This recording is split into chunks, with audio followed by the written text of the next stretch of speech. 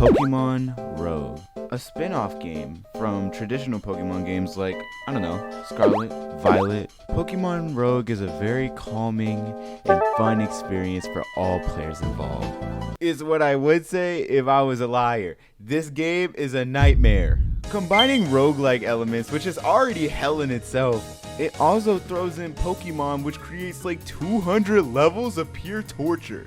Today, I will be taking on all 200 levels of this nightmare to see if I can beat this game. In PokeRogue, you can choose up to 3 starters, each costing multiple points to obtain. I decided to begin my first run with Sprigatito due to how good it can be, Pablo because I needed the trusty water type, and my glorious goat, my glorious fire type goat, Charmander. And it went... Let me just show you. Okay, we're starting off with a Combi. Alright, I'm not catching you. Alright, Leafage. Not very effective. Oh yeah, it is a bug flying type. Let's not deal with that again. Go ahead and perish, please. Ivy, who are you? There you are. I've been looking all over for you. Did you forget to say goodbye to your best friend? I don't know you, Ivy. Charmander. Oh, you're cooked. Oh, you're so cooked. Okay. Yeah, this guy knows nothing about type advantages. Alright, Leafage. Not very effective. Oh yeah, it is a bug flying type. Starly. Okay. You're still getting cooked. I don't know what to tell you. First rival battle complete. Perfect. I have a feeling you're gonna do really well out there. Yeah, I mean, I know.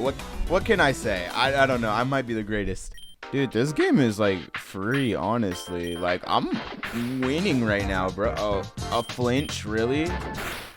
Okay, let's relax, please. Poplio, no pressure. If you miss this Aqua Jet, you're dead.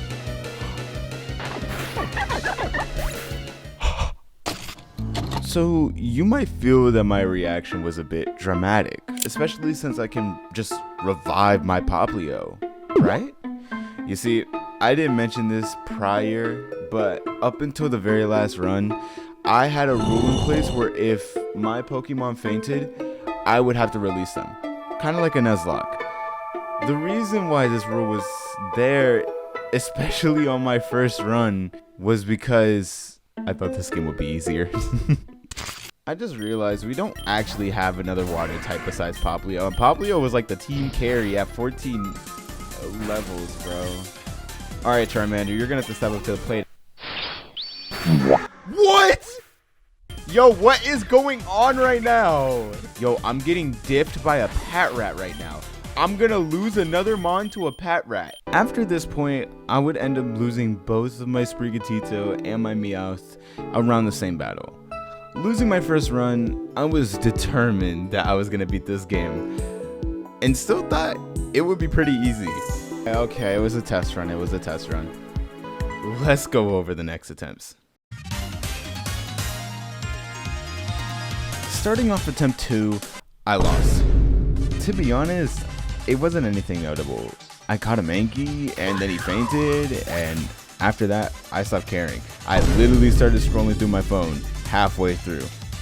From there, attempt 3 went extremely similar to attempt 2. I just lost my run to some random rabid dog that I ran into, so there's that. Attempt 4 is where my run actually started to kick off, mistakenly trading out my glorious goat Charmander for Coco or whatever his name is. I was actually getting pretty far, beating grass type gym leader Clean, who was just literally in my way. He gave me an egg voucher. These egg vouchers would let me obtain Pokemon as starters to begin new runs with. And while my team would eventually meet their fate with an encounter with the strongest Sudowoodo man has ever witnessed, take it down. Bullet Seed. Sap Sipper.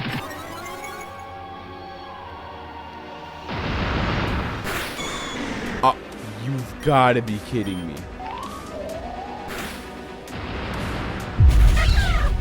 No way.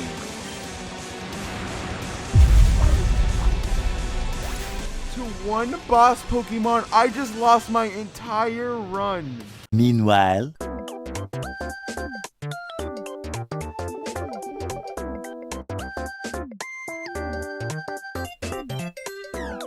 I'm gonna go crazy.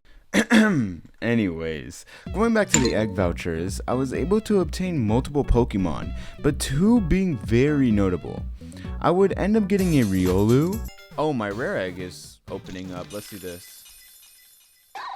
Oh, Riolu. Neat. Plus a oh, okay. Well, I know who I'm locked in on. And a Chinchou. Oh yeah, I also got like Mewtwo, but Charmander better. Along with me stumbling across my first shiny, a Cottony, and a bit more strategy and experience, it will all lead up to my best run yet. Attempt 11. Attempt 11 started off pretty normally. Everything was going really well actually. With my new team members Chinchou and Riolu, I was able to clear out a lot more of these levels and get way farther into the game. At this point, everything was seemingly going well, until I made one of the biggest mistakes while playing this game ever.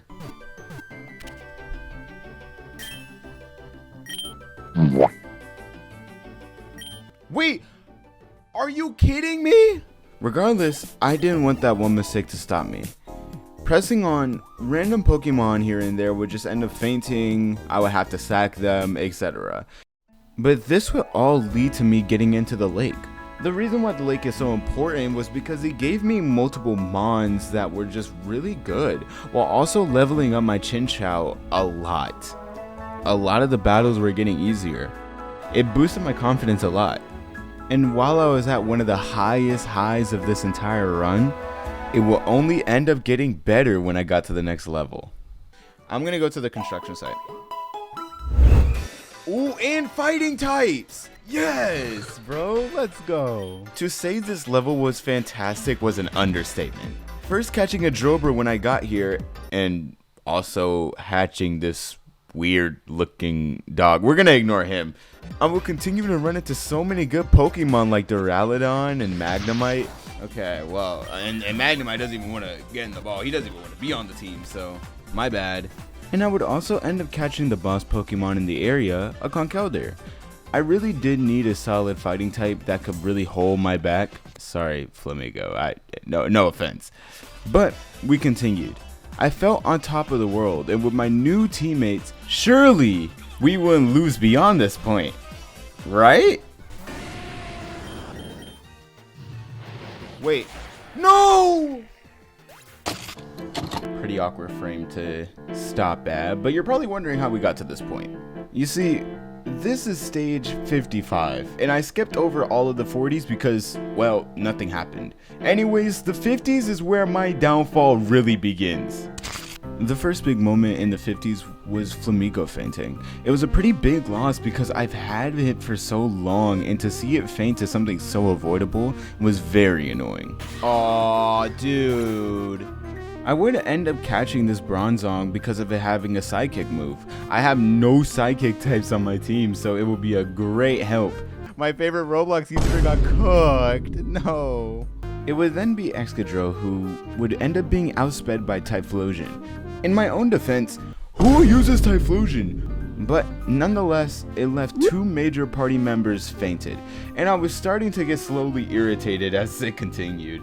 Little did I know I would have to face this guy, Bryan, and to be honest, I wasn't familiar with this game, because he would then proceed to take out 3 out of 5 of my party members. Please.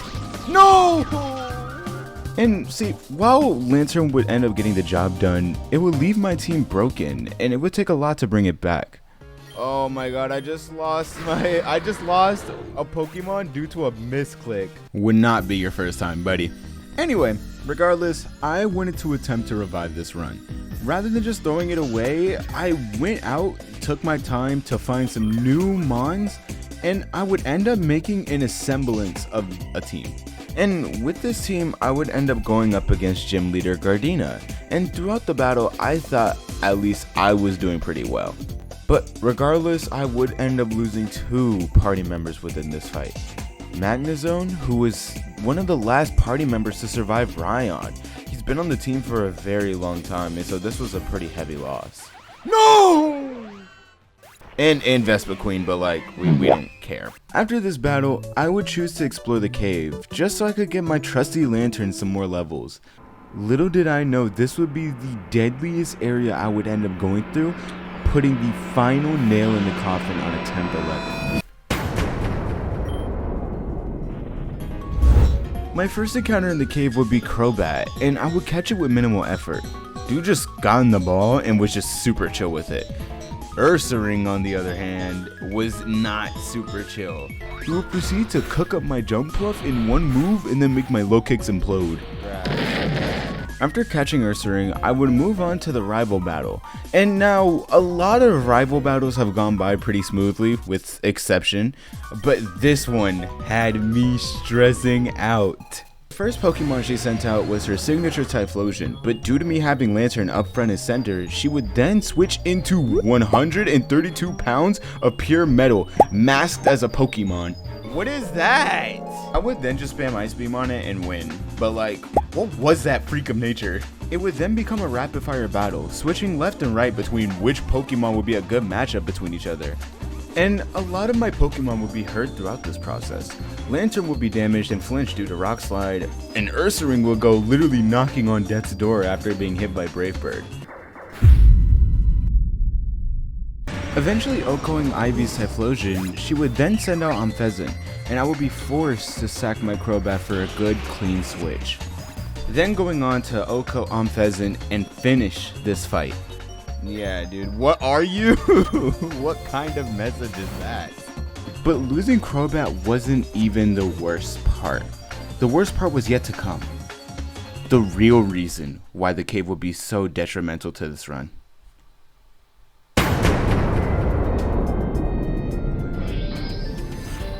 Stage 100. Everything was going so well, and then stage 100. You see, stage 100 will begin as a boss double battle, and this would already set me up for failure alone. But this destiny would only continue as both Ferrothorn and Swoobat would proceed to demolish my entire team, severely damaging anyone I would switch into, and even OHKOing my starter Pokemon, Lantern. No! Bro, my Lantern! This one hit hard. See, Lantern was the only thing holding this team together, and I didn't realize how much of a big impact losing Lantern really would be. Because by this point, I would lose every single one of my Pokemon, making attempt 11 come to a close. Alright, great. The video doesn't end here?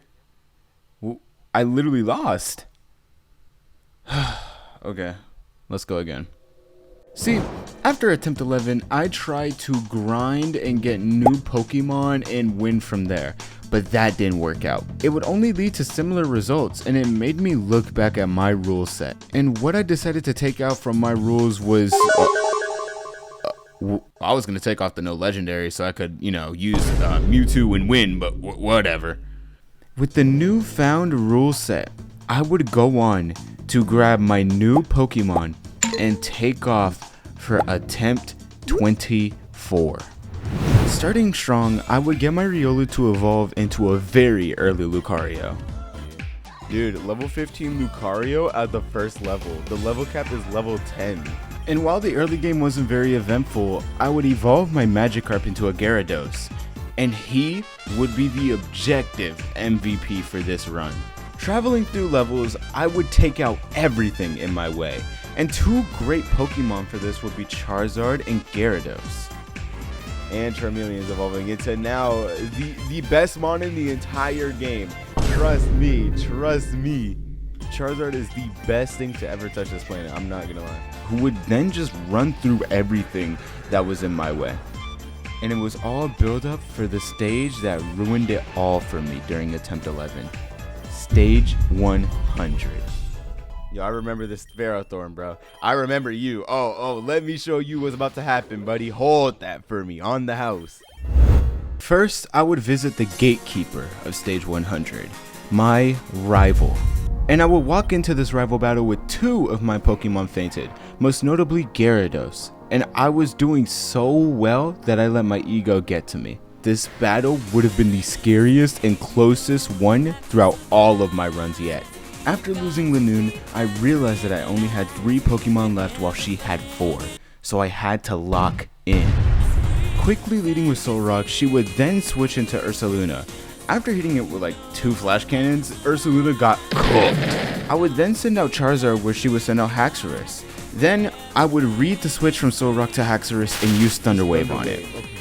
Sending out my glorious GOAT Charizard, I would finish her last 3 Pokemon with ease. Yo, now I know, if no one got me, Charizard got me, bro. Charizard always got me, bro, because there's no way. From this point, I was extremely happy I got past that rival battle, but I didn't realize the real game was now just beginning. Due to me being broke, having no cash, no monies, I was struggling to keep my Pokemon alive. I would then encounter Gym Leader Skyla, who I thought would be really scary. A lot of my Pokemon were weakened or fainted, but it didn't matter because I just set up my Gyarados and he would sweep from there. And this is where Gyarados really began to become the main MVP of this team. But he would face his hardest test on stage 145. But that's like 35 levels from now, bro. We got time. 143? How did I get here? Yeah, I didn't realize how quickly these levels went by since the last rival battle. But now I was about to face the first true test to see if this run could succeed. I knew Ivy was going to bring her A game, so I had to bring mine. Alright, let's get down to business. Have no words for me. Okay, my fault. Getting into the rival fight, I would send out Gyarados, and here was my plan. I would set up 2 Dragon Dances and just sweep her team. I knew Gyarados could cover everything that she had, and I knew she would send out her fake Charizard, so I would set up my first Dragon Dance immediately. She would fall into my trap and I would destroy her Solrock in 1 turn. Then sending out Haxorus, I would D-Dance again. The thing is, I knew if Haxorus crit me, it could be potentially over. Not just this fight, but this entire run. I took the risk and thankfully Haxorus did not crit me. So I was able to OHKO it. Alright, cool. 2 Dragon Dances are up. Then she would send out her ace Pokemon, Rayquaza. While I was initially surprised, I remembered that it was a dragon and flying type. 4 times weak to my glorious GOAT's Ice Spinner. Send out the Ray. Ice Spinner again.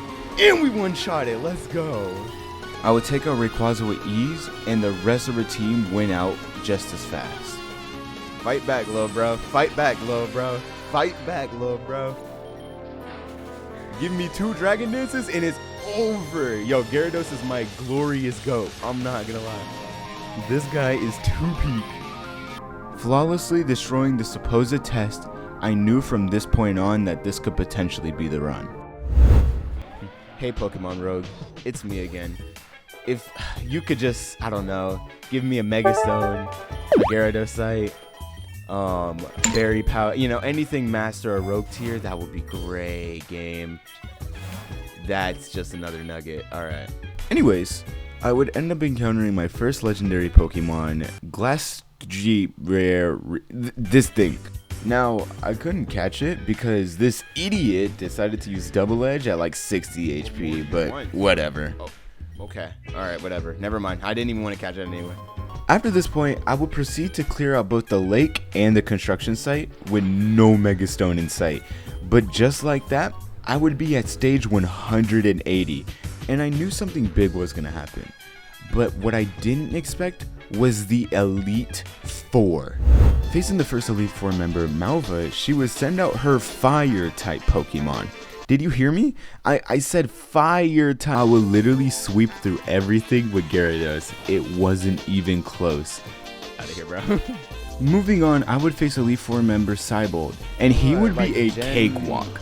Facing the same fate as Malva, he would fold to Gyarados, just like everyone else. And in response, he would even send out his own Gyarados, but to no avail. I guess I was just a better player in the end. Yo, no wonder this game has not given me Mega Gyarados, bro. I would sweep through the entire thing. Dude, oh my god, my Gyarados is so good. Here's where the Elite Four actually starts to pick up though. Wake Storm would pose a little bit of trouble, even killing my Gyarados. Not without my Gyarados getting 3 though. Unfortunately for Wakestorm though, he didn't know I had my glorious goat in the back, who would just proceed to sweep everything else. But regardless, this would be the first match that actually gave me some sort of adversity. And the next 2 matches after this would only be harder. Then it would be Drosna, the last of the Elite Four. Leading with her Tyrantrum, I would send out my Charizard and I would KO it extremely quickly, along with her Noivern and her Altaria. But eventually Charizard will be KO'd by Druddigon. My goat can't carry all the time, but it was fine because I have my other glorious goat, Gyarados. And he would clean up the rest of the Pokemon. And I would also get this right after the match. Oh my god. I am so dangerously hyped, bro. Now facing Champion Diantha, I would set up my Gyarados for a good, clean sweep.